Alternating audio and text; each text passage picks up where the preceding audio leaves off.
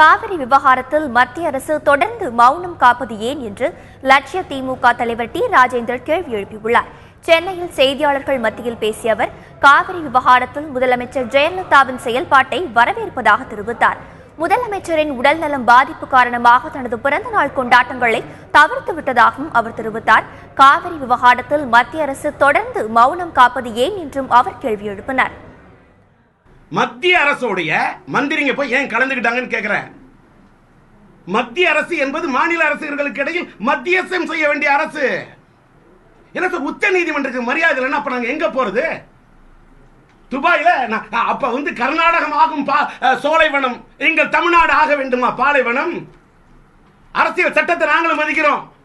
தமிழ்நாட்டிற்கு நாங்களும் கட்டுறோம் வருமான வரி, நாங்களும் கட்டுறோம் சர்வீஸ் டாக்ஸ், நாங்க எல்லா டாக்ஸும் கட்டுவோம்.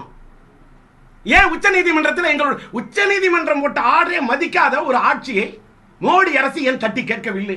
தேசிய கட்சிகள், அது காங்கிரஸ் என்றாலும் சரி, மோடி கட்சி இந்த பாரதிய ஜனதா அரசு திறக்க மாட்டேன்றாங்க டேம்.